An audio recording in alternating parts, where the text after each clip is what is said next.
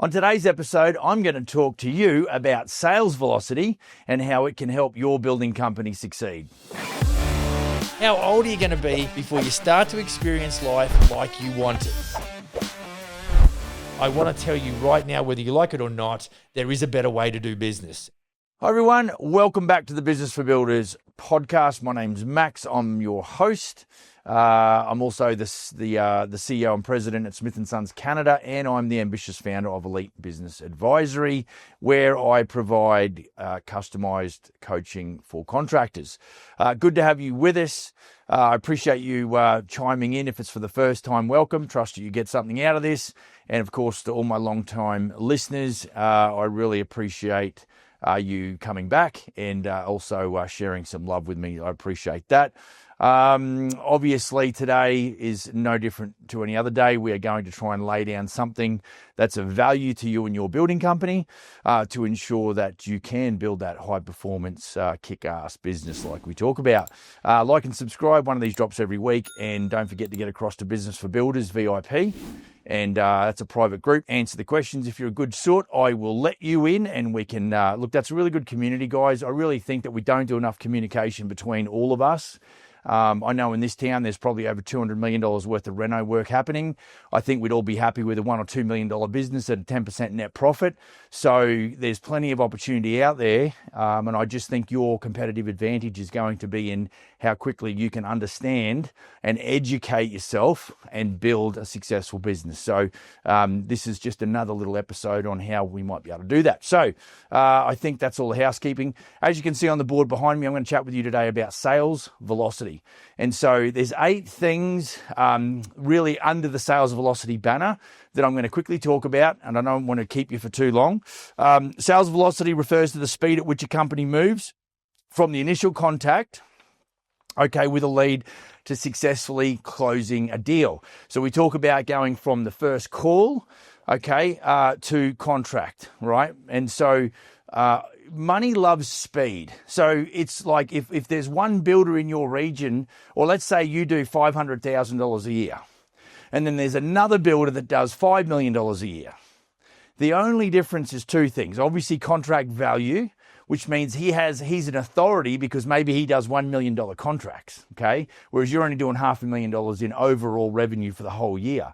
So there's a speed and efficiency at which he can speak to leads, qualify leads, estimate and quote. The whole process is all about efficiency, because efficiency, the natural byproduct, should lead to closing deals at a faster rate. Okay, so essentially what we're trying to do, high velocity is crucial to the company's cash flow. Okay. I even say this to clients. I'm like, if you could wiggle your nose and click your heels and go to Walmart and buy your renovation, you wouldn't deal with me. Unfortunately, that's not the case. So you're stuck with yours truly. So, in your mind's eye, guys and gals, think about what is the preferred outcome for you? Well, every time, let's say out of 5 phone calls, and if we do this very clinically, and maybe it doesn't happen this way to you, might be worse, might be better, but let's say every 5 phone calls, no matter what kind of job, every one job out of that 5, you'll close a deal. So imagine if I got 5 phone calls today, and one of them was a deal, and I could build rapport, I could understand the project, obviously do a site visit, get the estimate done and produce a quote for the client, get the client to make a decision quick, because a lot of the time that's where we struggle, and then get to a contract and start building. All of a sudden, if we think, well, our average contract value is $100,000, imagine if I just close one of those deals a month. That would essentially be $1 million business. So it's in theory, it's not challenging, but in real life, all of a sudden you and I get in the way of our own success sometimes. Now, sometimes that's, subconscious. In other words, you don't know what you don't know. But in other cases, there might be fear, whereby, I know one of the franchisees that when he came into Smith & Sons, he had like 25 quotes out there. And I said, bro, you got to go and, he's waiting for them to call him back. And I'm like, no, that's not the game. You've got to figure out who are the players and who are the pretenders. Matter of fact, right before I was going to get Dom to record the conversation, but right before we went to shoot, I got a call back from a client that I'd been chasing last week. He was from the home show. And, it was like, dude, I hustled. I got the meeting. I got you the quote on the same day. Mate, I need an answer. And so I texted him and I left several voice messages because I'm a sales guy. And so we were able to, and then he called me back and he's like, oh, Donald Trump's messed with my investment portfolio. And so it's going to be a couple of months. And I'm like, fine, I'll put you in the suspense column. We're good to go. Right. So so what happens is if we can develop a system, but before we develop a system, we've got to have the understanding. So you've got to, what you don't know, you don't know. So today we're going to talk about sales velocity and how it impacts your building company. And really, more importantly, how it impacts your bottom line. Okay. Now, there's a lot of things in between. Like everything that we talk about, the building company that you and I operate is a very complex beast. Okay. You've only got to have 3 or 4 projects on the go, dealing with 3 or 4, clients, dealing with dozens of trades, dozens of suppliers, dozens of schedules. It becomes very overwhelming if you're not systemized, you're not organized. So, there is a saying out there that sales cures everything. I want to just tweak that a little bit and say good sales, cures everything. Bad sales will just create more grief in your life. It just will, okay?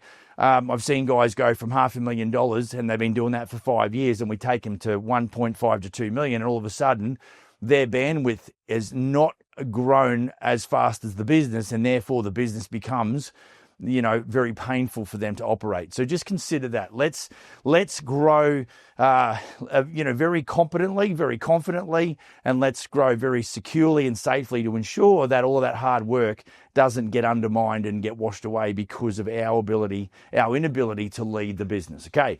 The other thing, obviously, increase project volume. If you want to make more money, you've got to deal with more clients at a high contract value. And you've probably got to do a few more than potentially what you're doing already. So if you can run the sales velocity, a higher level, that means you are now to run sales velocity, you need good lead gen. So, whenever I talk to builders, it's like, tell me about your inquiry statistics. How many leads have you got top of funnel? How many leads you get per month? What's the average inquiry value, the forecast build value of that? Because without that, you could have good sales velocity, but if you've got nobody to talk to, it's kind of just a cute little Ferrari sitting there with no engine in it, okay?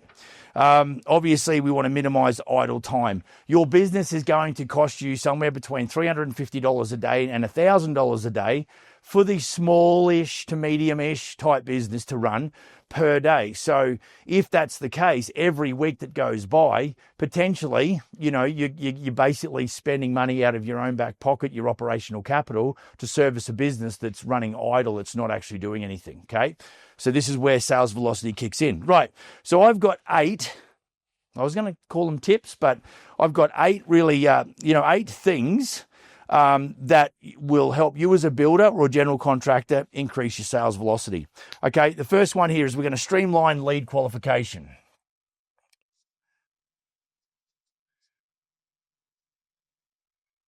Now, if you don't have a a way that you go about qualifying, I want to tell you right now, and let's lead out with the angry Max. Buyers are liars. Now, you can't blame them because the industry is full of people that maybe don't operate with integrity. And unfortunately, all of us good guys and gals get treated the same. So we've got to have a way to understand where the client is and a little bit of the background. Now, the downside, if you don't, you end up talking to everybody, quoting for everybody, which means you're doing a lot of estimation hours, okay? And so, I think about the Smith & Sons franchise model, and I think one of the key components is helping builders quote faster and as accurately and with a pricing model that is going to produce a solid net profit, okay? And so, when you're out there, you can't, let's say, oh, Max, I get 20 leads a month. If you are quoting for every one of those leads, potentially, well, you know what? You could save yourself some work by qualifying better. So you've got to have a stream. So questions are the answers. So I use a classic example. So when people, when I'm just having some conversation, and it may be on the phone in the first phone call. It's like, so have you done many of these basement renos before? Or have you done whole house renovations before? Because it's quite a big project. In some cases, people go, oh no. And if you look on my inquiry form, I've kind of got a few of these qualification questions there that basically allude to the fact that, have you ever done a renovation before? Now, some of them will say, yes, I've worked with architects, and then they found a builder, and I've collaborated with the builder. In some cases, they say, no, I've never done one. Because what I get, sometimes I get an answer that says, yes, Max, oh yeah, this is our 5th basement reno. My next question is, and so how did you go? Did you organise that? Were you the GC, or did you work with a general contractor? Oh no, my brother-in-law is a general contractor, and he helps us do those. Now, at that point, and this is a fairly obvious one, but at that point I realise I'm just a price checker. I'm keeping Mr. and Mrs. Homeowner's brother-in-law, the general contractor, honest, okay? So that just gives you a really quick example, just so I don't drag this out for too long, because I have a tendency to talk a lot. We want to make sure that we're working with the players and not the pretenders, okay? We don't need the practice. And I even feel like sometimes that, and this is why for me, this is critical. I've got to figure out, and I've said it before, if you don't use my software to correspond, then I've got an issue with that. And then, I've got one client in the wings that just says, I don't do software. And I'm like, all right, we could have a problem. It's a smaller job. It's 40 grand. So and it's very local, and it doesn't involve a lot of my in-house payroll guys. So I'm probably going to be okay to sort of push that one forward. But again, it's just a red flag. Just because the brother-in-law has been involved, maybe they've just moved to this town and the brother-in-law is 12 hours away. Well, brother-in-law is probably not coming down to do it. So it's not an immediate dismissal, but you've got to have the ability to go, what is the quality of individual or client that I'm looking for? Because if your lead generation is good, you're going to want to do this. Otherwise, you're going to go, well, we've got 20 leads, so let's go and do 20 quotes. Let's not do that, okay? Right, second thing, got to use the CRM, okay? Right, and all that is, I'm going to ditch the lid because that's a pain in the ass. All right, we've got to have some way of collecting or gathering, storing, and then utilizing those contacts for communication about our company. So we use a CRM called Pipedrive. There is plenty of them out there. We find that's kind of middle of the road. I use that for master franchise recruitment, and also for client communications as well. And so we put them on what we call nurture campaigns. Now, you don't have to overcomplicate this. You just need somewhere to store the numbers. Now, side note, and we'll get onto this further, but we use JobTread for our project management. Inside of that, what I can do is I can export all of those names and numbers, and I think there's an integration as well. Not so much with Pipedrive, so that's a bit of a problem for me. So if you're listening, can we sort out an integration with Pipedrive? But you might use one that there's an integration with your software, which means every time you put a name in, it automatically syncs with your CRM. And then what you can do is bare bones basic is just like a once a month newsletter about your building company, what's happening in the life of your building company. And what that is we call that a nurture campaign. So there's no call to action, folks. Okay, no 19-year-old Saturday night dude moves. Okay, don't always be trying to close, although ABC stands for always be closing. But what you're trying to do is you're trying to remember the wall of distrust is up. So people don't trust us, and therefore we have got to then win their trust. So people do business with people they know, like, and trust. So if we are able to communicate with them, so this is why it's a balance, okay? There's digital marketing, and then there's what we call local area marketing. Okay, so in this town here, we sponsor the Vernon Vipers, we sponsor the Vernon BMX Club, we sponsor the Clarence Fulton football team. Okay, that to us is grassroots local area marketing. And then, of course, decals on vehicles and trailers and site signs, etc., etc. And then, of course, the home show. All right, so what you get is it's like people start to recognize the brand. They associate the brand with professionalism, with quality construction services, with community supporters, okay?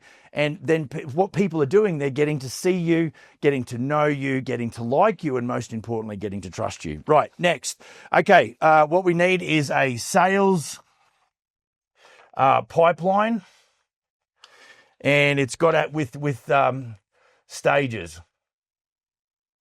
Okay, and it's got to have those defined stages. So if you dropped into my JobTread, what you'll see is everything from lead in right through to, let's call it, contract or construction commencement, right through to warranty periods, in warranty, out of warranty, suspense columns, no-go, disqualified columns. Like, there's a place for every single lead, okay? And so you've got to have those, if you just go, well, it's a lead in.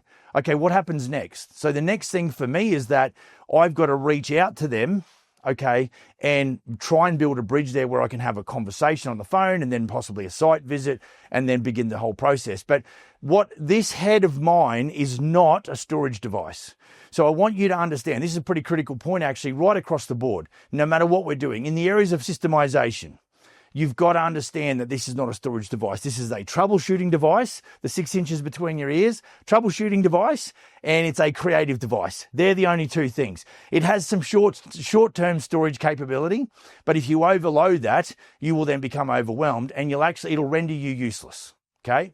So what the idea is to ensure that we have some way to be able to go. So in the morning, there's a couple of things I do as far as my morning routine goes as it relates to the business. But one of them in the top 3 or 4 is that I got to go and check customers inside my JobTread and look at my sales pipeline with all of my well-defined stages.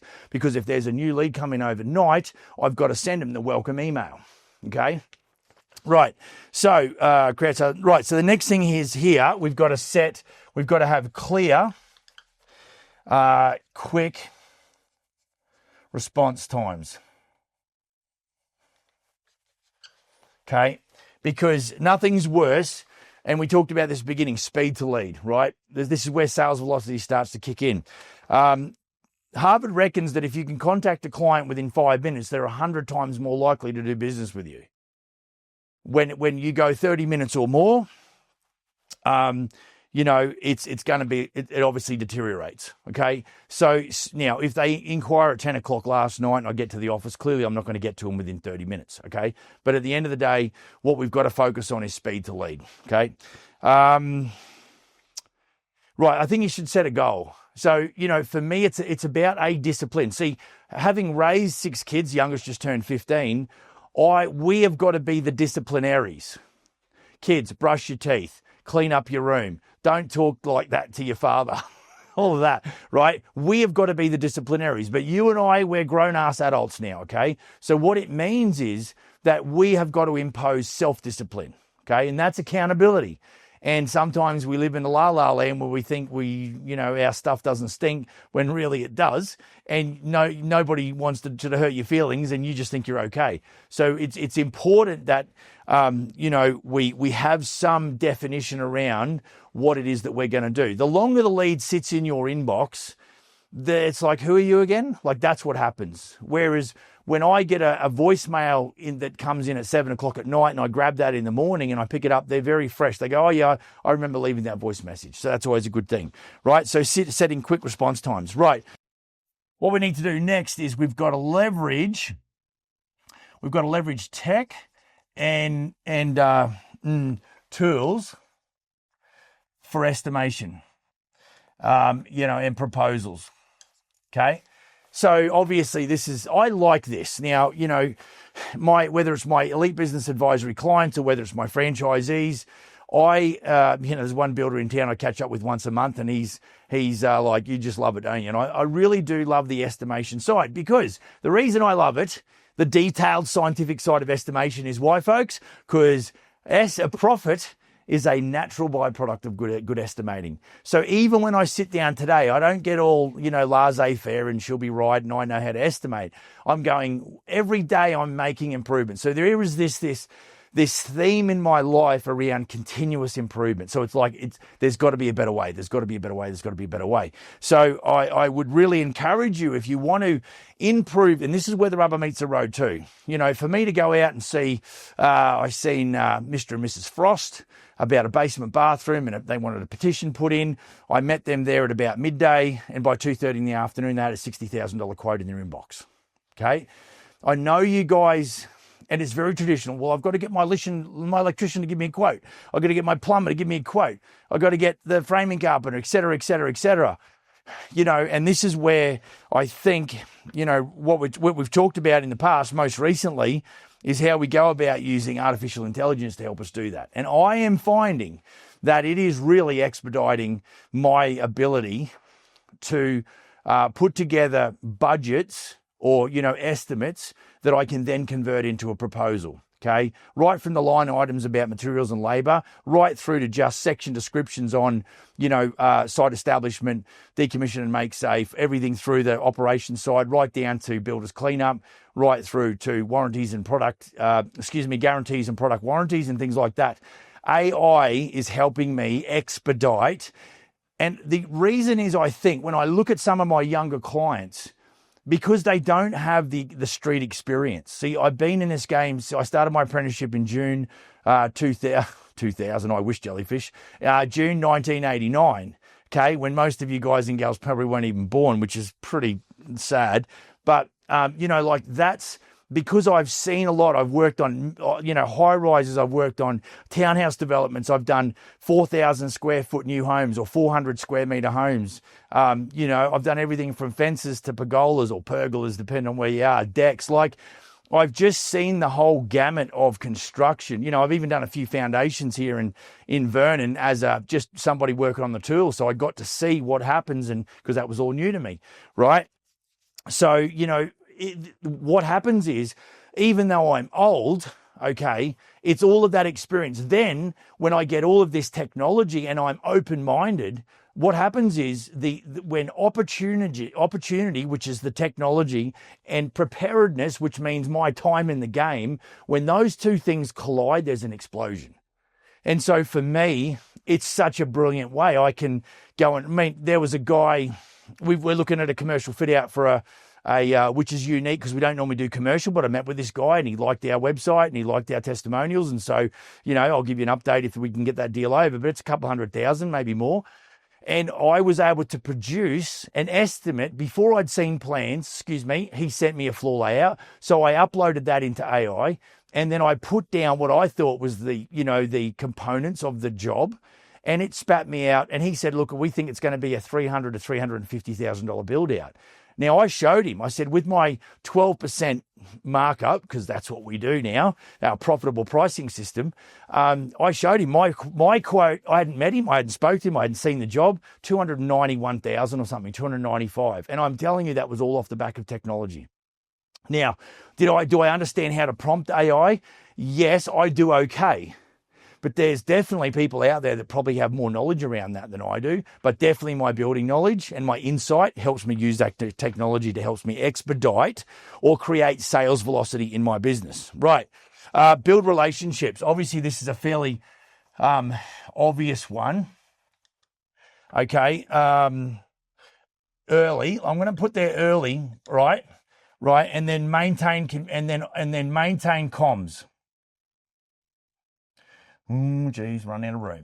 Right. Now, build relationship is all about rapport building, okay? But maintaining communication drives me crazy because, lack of communication is the highest form of disrespect, okay? If you've got a life partner or a spouse or spice or whatever the case is, try not talking to him or her for 3 days and see what happens. Just, ignore them, right?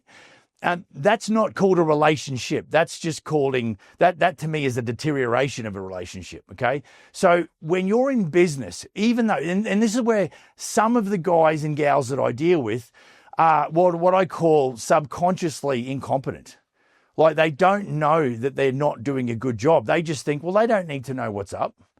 I oversupply communication. You know, when our kids are driving 6 hours away to their grandparents' place, you know, we don't need to pick phones up while we're driving. We can go to Siri, right? And these kids know that when they hit a town, they've just got to send us a quick message on the group chat. Because in the event that something happens, at least we've got a bit of an idea where they're up to. See, it's all about that communication. They don't need to do that. They're their own human. But at the end of the day, they know they've got backup if they need it, and they know that we can get to them quick. So communication is all about rapport building. If you can communicate at that level, people find that they're actually, you're pleasant to deal with. Because Max communicates promptly. Max communicates accurately. Max gives us good information. Now, just a side note to that, please, I want you to understand this concept. And this is something I learned from a fellow by the name of Greg Gardner. He's the namesake for GJ Gardner Homes. He said a lot of good things, but the one thing that stands out to me when I think back is he says, remove the bloat. Okay? The bloat is the BS about your life that the client doesn't give a rat's about. Does that make sense? Right? That's bloat. Yes, this happened. Now, I don't mind having a little bit of small talk. I get it. But not every time, and not stuff that's irrelevant to the client, because the client's busy. Okay? You want to talk to them about, like I had a Zoom call with a client who's 12 hours away. We're in the virtual room there with the architect, and we were talking about everything from the layout to the aesthetic appeal of the home to the structural, you know, how we're going to build it, because the architect's like drawing shit that we can't build. Okay, so I've got to kind of pull him into line and go, yes, we're pulling the roof off. So if we do that, it's going to add another 2 days when this home is open. Prefer not to do that if we can. Hey, client, this is what's going to happen. There's going to be a beam down the middle of the house. He's like, it's okay. We just play pool and drink beer and nobody's looking at the roof anyway. Fine. So it's all about, you know, your ability to communicate both digitally and also on the phone. And so, you know, for me, having been an apprentice, I never got taught to public speak. It's been a learned skill, I guess, okay? And so, you know, knowing that, well, Max, how do I learn that? Well, you just got to do more. But be prepared to make a fool of yourself and a few mistakes, okay? Because that's generally what happens. The other side is, you know, you can write emails using AI. Type what you would type and then ask AI to tune it up for you. Make sure you ask it to speak like you speak, so it doesn't sound like some, you know, Harvard professor when you're just a carpenter of 5 years. Okay, so you want to make sure that you make sure that it doesn't come across weird. And I'm telling you right now, if you write an email using AI and you send it to me and it says, I hope this email finds you well, it's a dead giveaway that you've used AI. So scrap that, okay? Yeah, it's just a funny side note. All right, where are we up to? Right, build relationships early and maintain communication. So we've got to establish strong rapport. Okay, next point, number 7. Incentivize quick decisions. Now, I don't subscribe to doing discounts. I might have preferred pricing, you know, and I've been guilty of offering discounts, blah, blah, blah. But at the end of the day, if the minute you use the word discount, you've just commoditized your business. It's like, well, I'll compare you to the other guys, okay?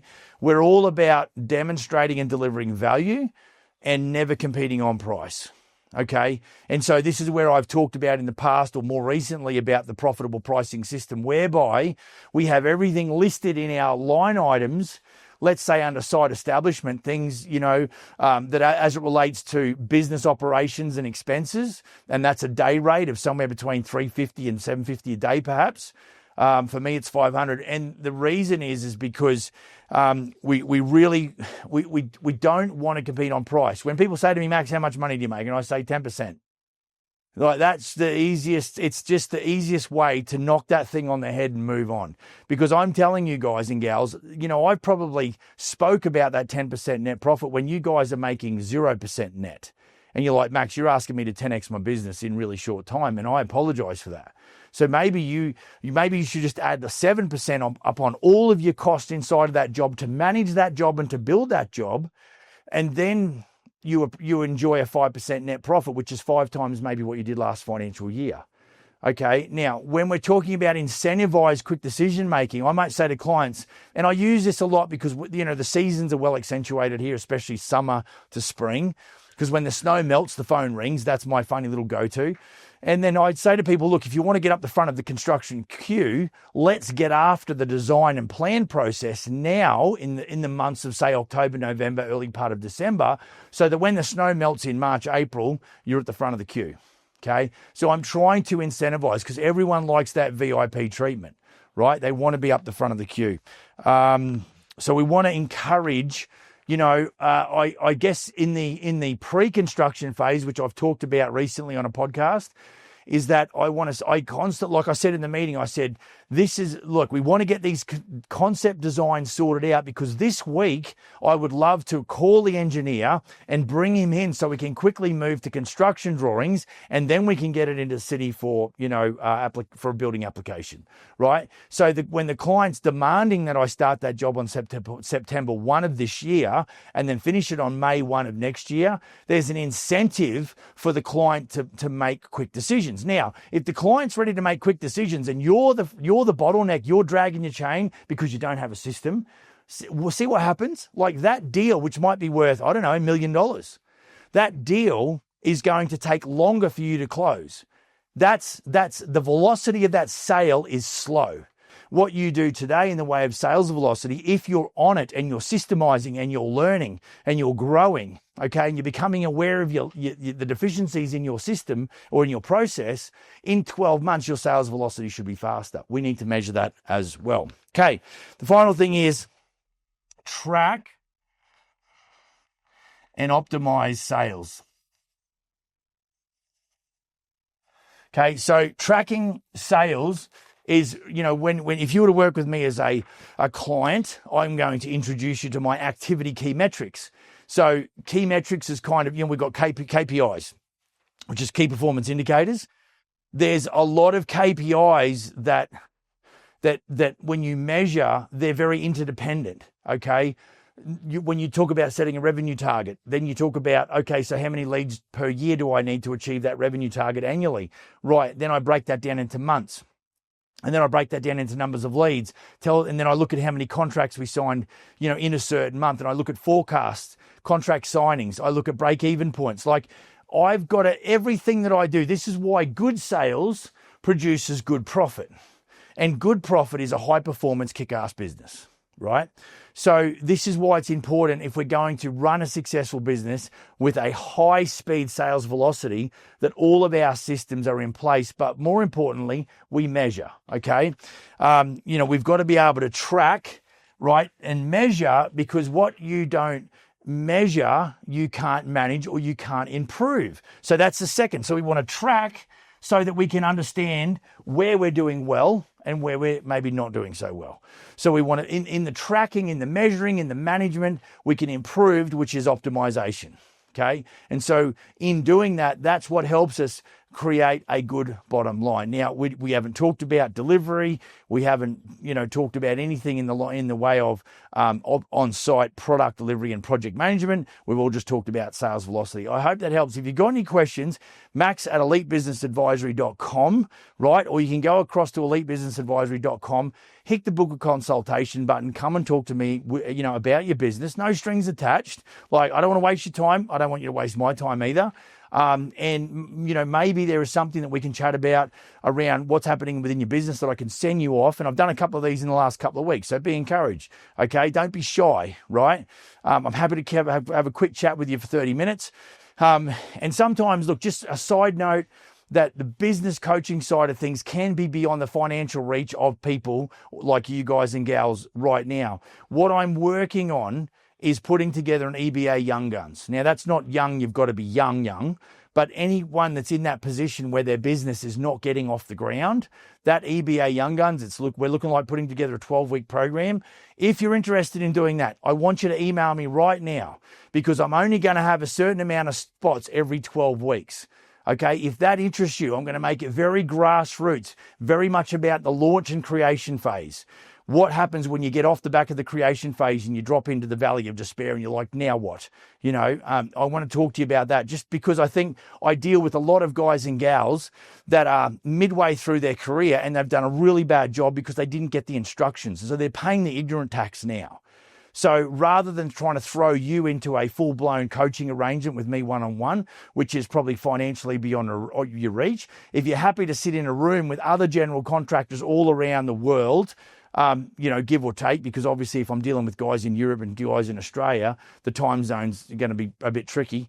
If you're into doing that, I want you to send me an email. So in the room with 6 other guys and gals, builders just like you, and I'll take you through a 12-week boot camp, if you like, about how I would launch and some of the basic fundamentals of launching and then operating a building company. And I promise it won't be too deep because I know it's going to overwhelm you, but it'll be a great way to kick off and it will be affordable. So get across, like and subscribe, get across to B4B VIP, answer the questions if you're good sort, I'll let you in.